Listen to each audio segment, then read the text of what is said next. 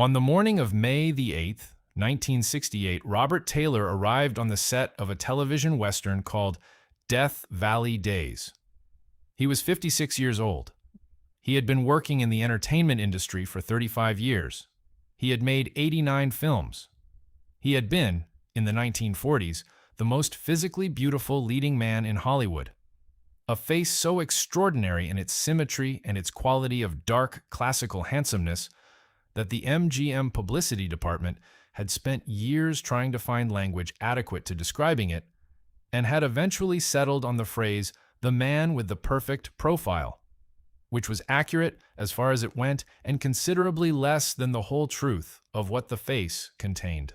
On the morning of May the 8th, 1968, the face was not what it had been. The years had done what years do, which was to work their way through the surface and reveal what was underneath. And what was underneath the beauty was what is always underneath beauty when the beauty is real rather than constructed. A person, a specific particular person with a specific particular interior life, that the beauty had been making it easy for the world to overlook for 35 years. He arrived on the set of Death Valley Days. He was scheduled to film several episodes of the Western anthology series, which was the kind of work that a Hollywood career of his vintage produced in its later decades. Television, the medium that had become the repository of audiences who still wanted to see the faces that the cinema of the 1940s and 1950s had made familiar, in the formats that those audiences could access in their living rooms rather than having to go out for. He had been coughing. He had been coughing for months, in the way that a smoker coughs, because he was a heavy smoker and heavy smokers cough. And the cough had the quality of a cough that is familiar and manageable, and that the person coughing has long since incorporated into the daily background of their existence as something that is simply there. Like the weather, not particularly alarming because it has been not particularly alarming for so long.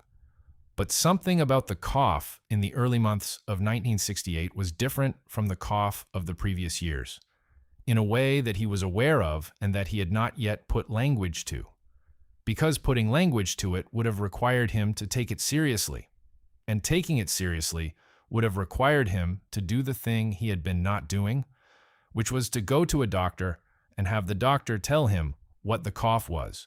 He went to a doctor in April of 1968. The doctor told him. He went back to work in May. He was on the set of Death Valley Days because he needed the money and because he needed the work and because the alternative to being on the set of Death Valley Days was being in the house in Mandeville Canyon in Los Angeles, with the diagnosis and without the work, and without the work was the worse option. He had been told he had lung cancer.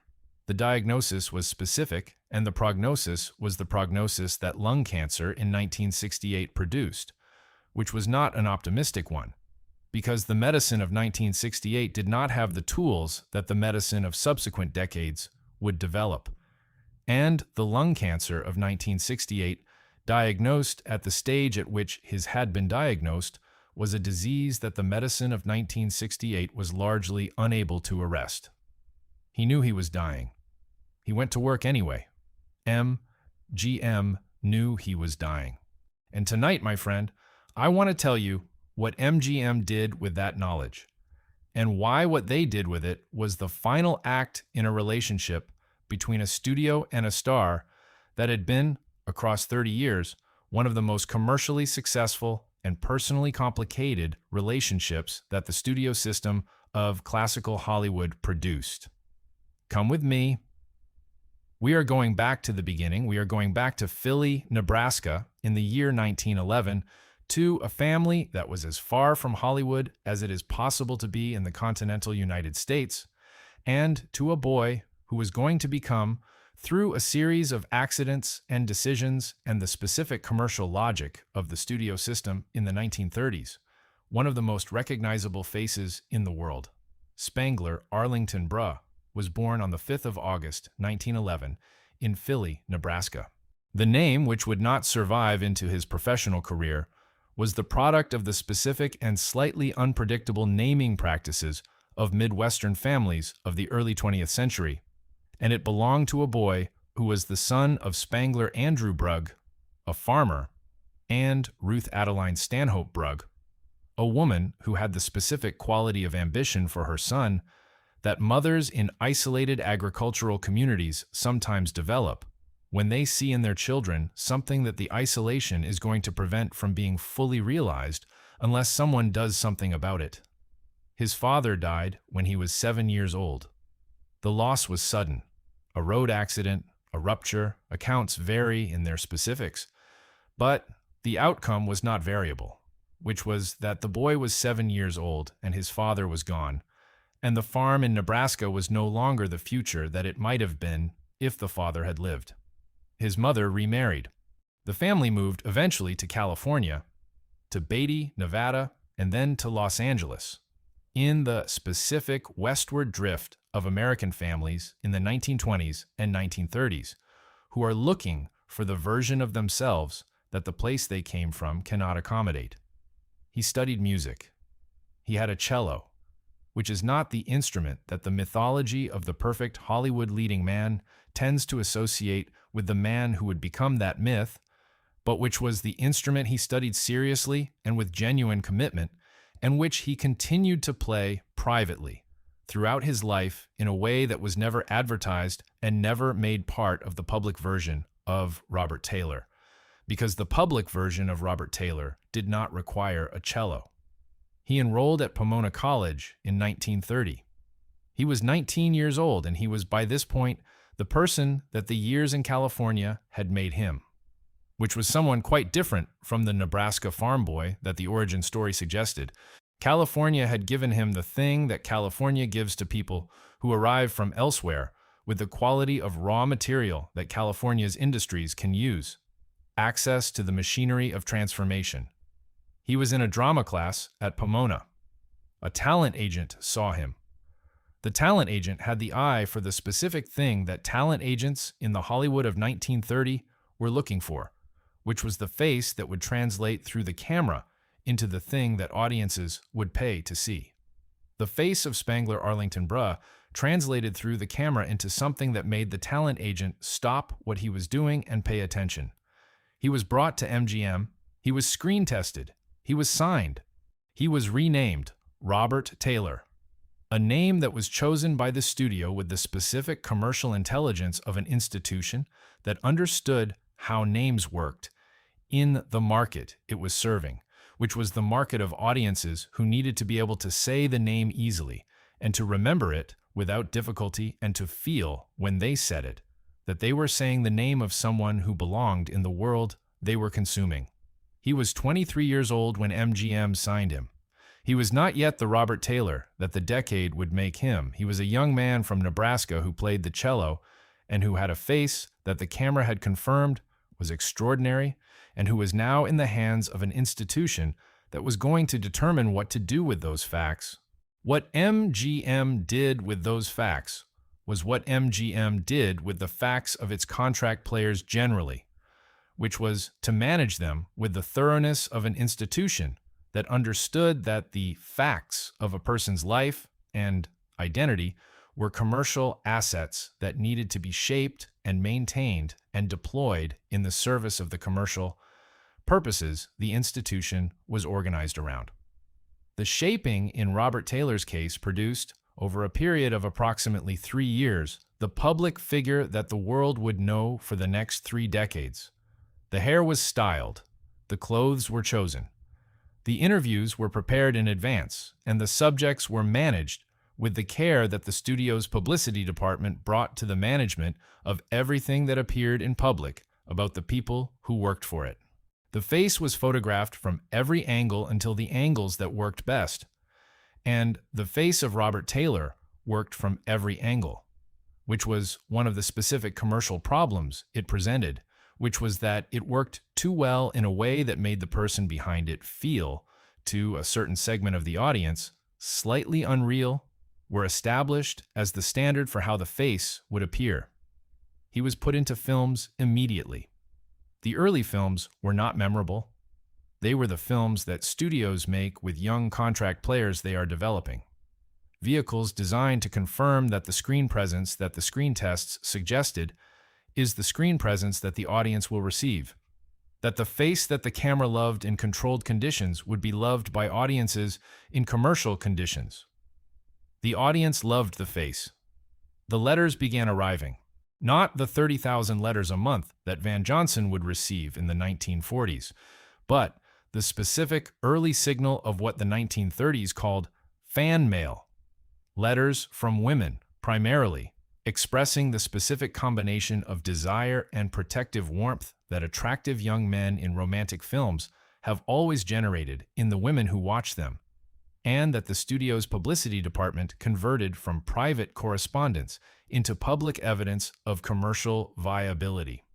Magnificent Obsession came in 1935, and the scale of the response changed. He played a reckless young playboy who accidentally causes a woman's blindness and who subsequently dedicates himself to becoming a doctor who can restore her sight. The film was the kind of melodrama that the 1930s produced and that the audiences of the 1930s consumed with an appetite that the subsequent decades would find slightly baffling. But that made commercial sense in the context of a country that was in the middle of the Depression, and that was looking in its entertainment for the kind of emotional catharsis that economic hardship does not provide. The catharsis that Magnificent Obsession provided was provided by Robert Taylor's face, which gave the film's improbable emotional arc the specific quality of sincerity that the material required someone to bring to it. He was sincere, not performed sincere, actually sincere in the specific way of a young man who has not yet developed the distance from his own emotional life that professional experience tends to produce, who was genuinely feeling what the character was required to feel and who had not yet learned to manufacture that feeling technically. The sincerity was one of the things about Robert Taylor that the subsequent decades would work on. Not deliberately. The studio did not run a program of making him less sincere, but the accumulation of professional experience and the specific quality of the industry he was working in, with its systematic management of the public image and its consistent preference for the performance of feeling over the actual having of it, produced in him over years the specific kind of distance from his own emotional life that he had not had at 23 and that he had in abundance at 40. Camille came in 1936 opposite Greta Garbo, and the scale of the response confirmed that what MGM had in Robert Taylor was not simply a face, but the specific combination of face and presence and the particular quality of accessible emotional engagement that the studio system required of its leading men. And that, in his case, was genuinely rather than apparently present. Garbo was, at this point in her career, one of the most celebrated performers in the world, and her reputation was such that leading men who appeared opposite her tended to function as supports for her performances rather than as genuine dramatic presences in their own right. Robert Taylor, in Camille, was a genuine dramatic presence. Garbo noticed it. She said, in the specific way that Garbo said things, obliquely, with the quality of a woman who has decided what she will give the world and what she will not, that he was talented. Coming from Garbo in 1936, about a 25-year-old actor, this was significant. The career built. The films multiplied. He worked in every genre that the studio assigned him: melodrama, adventure, westerns, war films, historical epics. He was not, in the judgment of the critics of the period or of the film historians who came later, a great actor in the transformative sense, in the sense of someone who restructures a role from the inside through a quality of interpretive intelligence that produces something new.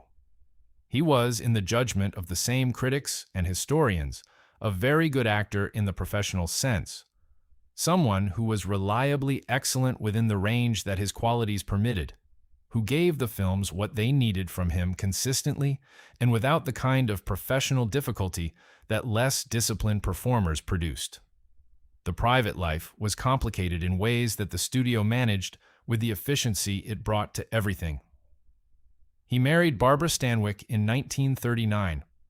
The marriage has been written about in the decades since, with the specific quality of prurient historical interest that attends Hollywood marriages that were unusual in ways the studio worked to make invisible. The marriage was, in several accounts that emerged over the years, less than entirely what the studio presented it as being. Both parties to the marriage have been described by subsequent biographers as potentially not heterosexual in their primary orientation, which is the polite historical formulation of an observation that is considerably more direct in the actual accounts. What is documented is that the marriage was managed by the studio with the same care that the studio brought to managing everything about its contract players, and that what the public received about the marriage was the version of the marriage that the studio had determined the public should receive. The marriage lasted 12 years and ended in divorce in 1952, and the ending was not dramatic and was handled with the discretion that the studio and both parties preferred. He married German actress Ursula Thies in 1954. The second marriage was, by the accounts of the people who knew the couple, more straightforwardly what it appeared to be. Two people who were genuinely attached and who built a life together with the specific quality of private domesticity that Robert Taylor had always, behind the studio management of his image, sought and never quite found. They had children together. He was, by the accounts of his children in the years after his death, a genuinely present and genuinely caring father in a way that his public image, the MGM star, the man with the perfect profile, did not particularly suggest, and that the industry did not particularly need him to be. He had served in the United States Navy during the Second World War as a flight instructor, and the service had done what military service does to the people who experience it, which is to install in them a quality of seriousness about what actually matters that the entertainment industry's priorities do not always reinforce. He came back from the war not quite the same Robert Taylor that MGM had sent into it, in ways that were not dramatic and were not public, but that the people who knew him in those years consistently noted. He testified before the House Un-American Activities Committee in 1947. This is the fact about Robert Taylor's public life that his subsequent reputation has been most consistently burdened by. And it deserves careful handling because the handling it has generally received has not been careful. He testified. He named names, not many, and not in the systematic way of some of the witnesses who appeared before HUAC, but he did name specific individuals as people he believed had been involved in communist activities in Hollywood. The testimony was given in the context of enormous institutional pressure and genuine personal fear, and the balance between those two factors in explaining what he said is something that historians have assessed differently, and that I am not going to pretend to resolve with a certainty I do not have. What the testimony produced was a permanent mark on the public perception of him that the subsequent decades did not remove. He was, in the world of Hollywood opinion that formed in the liberal aftermath of the McCarthy period, one of the people who had testified, and being one of the people who had testified was a designation that carried specific weight in specific circles. He did not apologize for the testimony. He did not equally make the testimony a source of visible pride. He was, about the testimony and about the period it represented, in the specific posture of a man who had made a decision under pressure and who was living with the decision in the private way that men of his generation lived with the decisions they had made under pressure, which was not publicly and not with extensive elaboration. MGM released him from his contract in 1958. He had been with the studio for 24 years.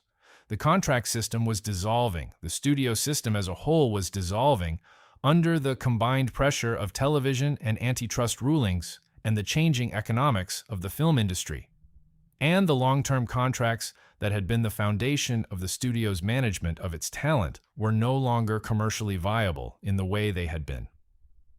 He was 57 years old when MGM let him go. He had spent 24 years as an MGM contract player, which means he had spent 24 years in a professional relationship with an institution that owned his image, managed his public persona, determined what films he made and when he made them, and controlled, to a degree that the subsequent decades of the entertainment industry have made almost incomprehensible, the version of himself that the world received. The relationship had been, across those 24 years, the central organizing fact of his professional life. And now it was over. And he was 57 years old, and he had his face, which was still extraordinary, and his craft, which was still reliable, and the specific knowledge of his own limits and his own strengths that 30 years of professional experience produces, and he had the television work and the westerns and the smaller films that the post-studio career of a man of his vintage generated. He continued to work. He worked steadily through the 1960s. He made westerns. He made television films.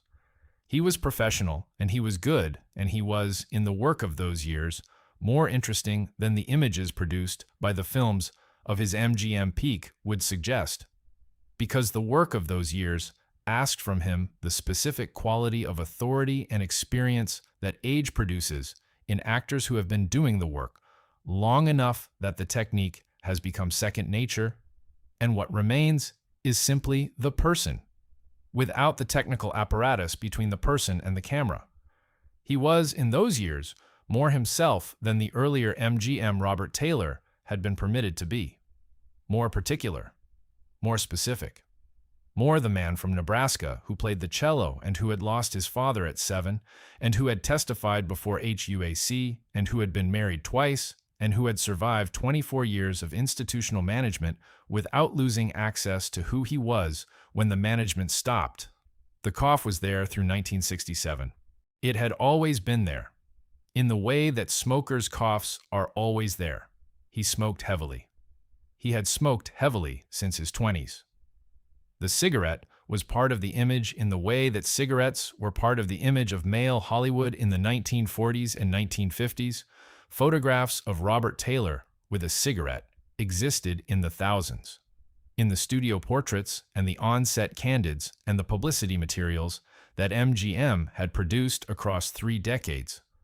The cigarettes were doing what cigarettes do, in the specific way that the medicine of the 1960s was beginning to understand and document, and that the public health apparatus was beginning in 1967 and 1968 to communicate to the public with a directness that the tobacco industry was simultaneously attempting to prevent, and that the previous decades had not attempted at all.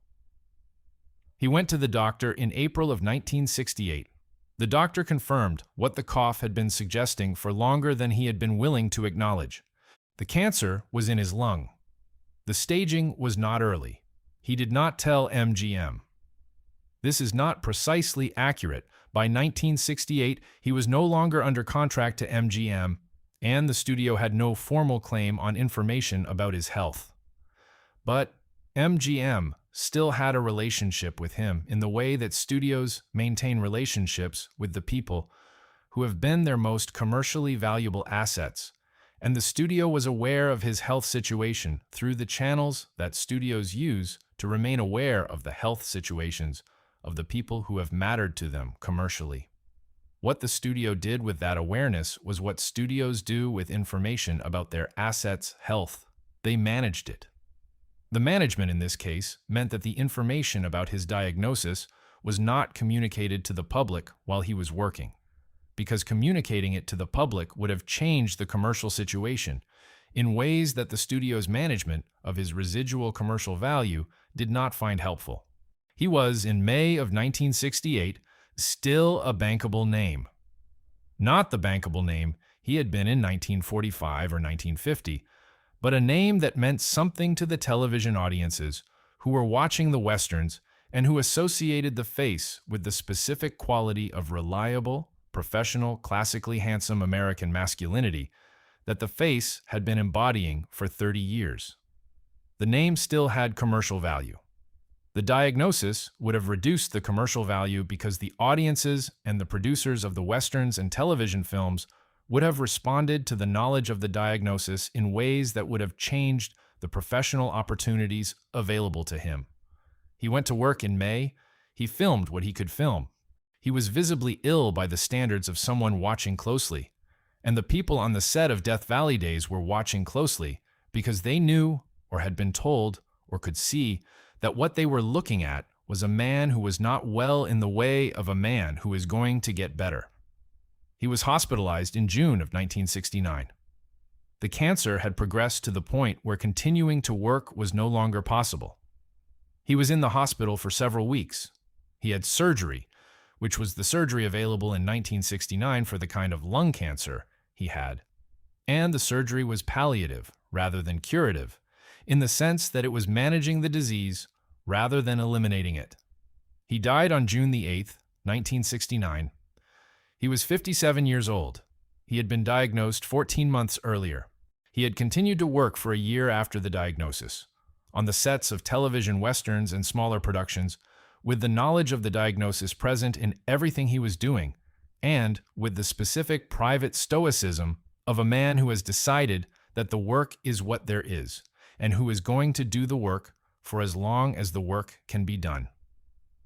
The studio issued a statement. The statement expressed sorrow at the loss of one of the great stars of Hollywood's golden age. It cited the films.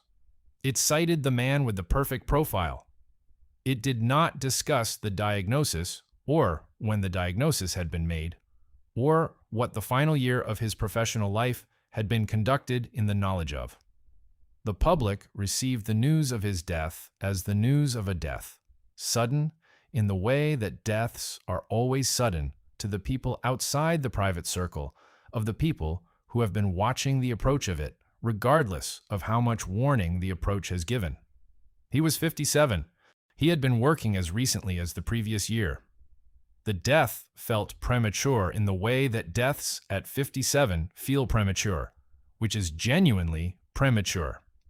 The fuller account of what the final year had contained, the diagnosis in April of 1968, the decision to continue working, the MGM management of the information, the specific quality of what it had been like to be on those sets in the final year, knowing what he knew. That fuller account did not appear in the statement, and did not appear in the obituaries, and did not appear in the industry press coverage of his death. It appeared, gradually and partially, in the biographies and the historical accounts that began to be written in the years after, as the people who had been on those sets and in those conversations began to speak about what they had witnessed, in the careful way of people speaking about something that involves an institution with continuing commercial interests in the version of events that is publicly available.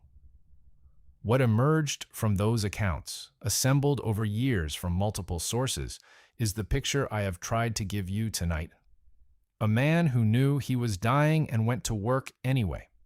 A studio that knew he was dying and managed the information in the service of his residual commercial value. A final year of professional life conducted in the specific private dignity of a man who had spent 30 years performing for the world and who was performing, in the last of those years, something that was not in any script and that the audience was not going to be told about.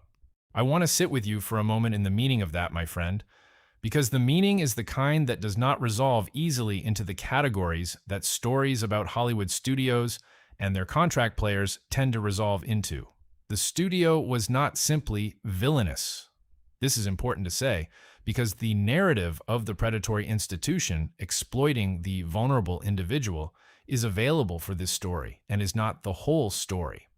MGM was an institution organized around commercial purposes, and the management of information about Robert Taylor's health in 1968 and 1969 was consistent with the commercial logic of that institution and with the practices that the institution had been applying to the management of its assets' health information for decades. It was not unusual.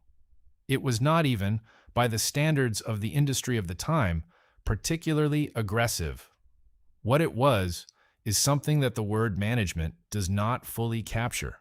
It was the final act of a 30-year relationship between an institution and a person, in which the institution had always managed the person's public identity in the service of its commercial purposes, and in which the person had always provided the compliance that the institution required, and in which the final year of the person's professional life was organized around the same dynamic that the previous 29 years had been organized around, with the difference that the person was now dying and the institution was managing that fact in the way it managed everything.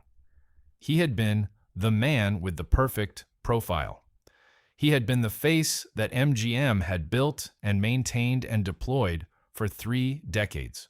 And in the last year of his life, he was still that face, performing on the sets of television westerns with the knowledge of the diagnosis, giving the camera what the camera required, in the specific professional completeness of a man for whom the work had always been the thing that was asked of him, and who was not going to stop providing the thing that was asked of him until the providing was no longer possible. The truth was buried, not in the dramatic sense of a cover-up, not in the sense that required specific deception or explicit suppression, but in the quieter sense in which truths are buried when the institutions that hold them have reasons to hold them, and the individuals who know them have reasons to keep them, and the reasons on both sides are consistent with the logic of the relationship that produced them. The diagnosis was made in April of 1968. He died in June of 1969. The 14 months in between were months of work and of dying in the specific combination that only the most disciplined and the most committed of professionals can maintain, and that Robert Taylor maintained until the maintaining was no longer possible. He deserved better from the institution that had taken 30 years of his professional life. He deserved the management of his health information in the service of his own needs rather than the institution's commercial purposes. He deserved the specific dignity of being the person who decided what was known about him and when it was known, rather than having that decision made by the institution that had always made the decisions about what was known about him and when. He did not receive that. He received in its place the 30-year consistency of an institution that did not change its relationship to him in the final year of his life, simply because the facts of his life had changed in ways that would, in a different kind of relationship, have required a different kind of response. He died on a June morning in 1969 in a hospital in Los Angeles. He was 57 years old. Ursula Thies was with him. The children were with him. The studio issued a statement. The truth of the final year came out, eventually, in pieces, from the people who had been there and who were willing to say what they had witnessed. It is the truth I have told you tonight, as honestly as the available accounts permit. It came out too late to change anything that the knowing of it would have changed. That is what buried truths do. They wait. Sleep well, my friend.